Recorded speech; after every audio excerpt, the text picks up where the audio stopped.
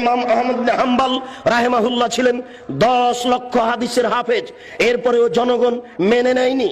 তার পায়ে রশি দিয়ে যেমন কুকুর মারা গেলে রাস্তায় মানুষ টেনে নিয়ে বাইরে ফেলে দিয়ে আসে, ইমাম আহমদ বিন হাম্বল তার যুগে নয়, এখন পর্যন্ত যত মানুষ এসেছে হাদিস শাস্ত্রে সবার চেয়ে বড় পণ্ডিত, এরপরেও জাতি তাকে মেনে নেয়নি, সমাজ তাকে মেনে নেয়নি। তার পায়ে রশি দিয়ে রাস্তায় টানা হতো, তাকে পিটানো হতো। ইমাম আহমদ বিন হাম্বলের মতো মানুষ জাতির কাছে সম্মান পেলেন না। আমরা জাতির কাছে সম্মান পাই বুঝতে পারি না। বুঝতে হবে আমাদের প্রচারের ত্রুটি রয়েছে। হক বড় তিতা, যা কালকে বলছিলাম, জাতি কেন সম্মান করে, জাতি কেন মূল্যায়ন করে? কেউ তো ইট মারে না, ঢেল মারে না, পাটকেল মারে না, সম্মান সহকারে খেতে দেয়। সেই জন্য তো আপনাকে গতকালকে আমি শোনাচ্ছিলাম যে আখেরি মোনাজাতে আপনি হাত তোলার পূর্বে এইভাবে একটু বলুন, তাহলে বুঝবো আপনি হক কথা বলছেন। বুঝলাম আপনি বড় কাজ করছেন, বুঝলাম আপনি বড় হুজুর, অনেক দূর থেকে এসেছেন, আমেরিকা থেকে এসেছেন, লন্ডন থেকে এসেছেন, সৌদি আরব থেকে এসেছেন। আপনি টুঙ্গির আখেরি মোনাজাতে অংশগ্রহণ করবেন, 1 ঘন্টা আপনি মোনাজাতে থাকবেন। সারা পৃথিবীতে মানুষ টিভি চ্যানেলে আপনার মোনাজাতে অংশগ্রহণ করবে। সেই টুঙ্গি থেকে নিয়ে মতিঝিল পর্যন্ত মানুষ একাকার হয়ে আপনার মোনাজাতে অংশগ্রহণ করবে। দেশের নেতা নেত্রী এই মোনাজাতে অংশগ্রহণ করবে। হুজুর আপনি একটু হক কথা বলুন না, আপনি বলুন আল্লাহর নবী বলেছেন লা ইয়াফলাহু কওমুন ওয়াল্লাহু আমরাহুম ইমরাতান। ওই জাতি কোনোদিন পরিত্রাণ পেতে পারে না যে জাতি নারীকে করেছে নেত্রী। ওই জাতি কোনোদিন পরিত্রাণ পেতে পারে না যে নারীকে করেছে নেত্রী। ওই জাতি কোনোদিন পরিত্রাণ পেতে পারে না যে জাতি নারীকে করেছে নেত্রী।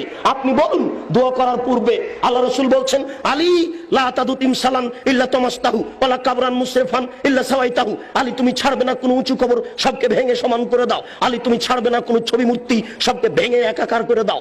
আপনি এই বক্তব্য দেওয়ার পরে এবার হাত তুলে দোয়া করুন, দেখা যাবে কত নেতা নেত্রী আপনার দোয়াতে অংশগ্রহণ করে, কত জনগণ আপনার দোয়াতে অংশগ্রহণ করে।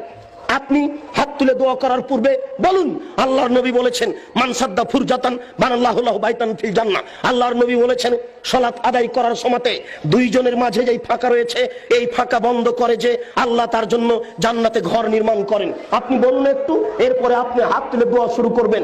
বাইতুল মুকাররম হচ্ছে বাংলাদেশের জাতীয় মসজিদ। বাংলাদেশের যারা বড় আলেম তারাই সেখানে খুতবা দেওয়ার অধিকার রাখে।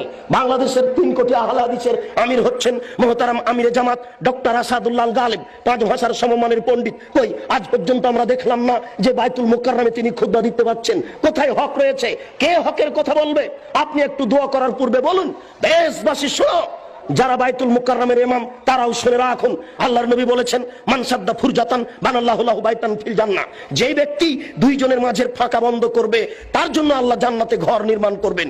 আল্লাহর নবী বলছেন এই শোনো, আমি দেখতে পাচ্ছি দুইজনের ফাঁকা দিয়ে শয়তান প্রবেশ করছে। তিনি কত কিছু বললেন এই কাতারকে সুন্দর করে সারিবদ্ধ হয়ে প্রাচীরের মতো হয়ে দাঁড়ানোর জন্য।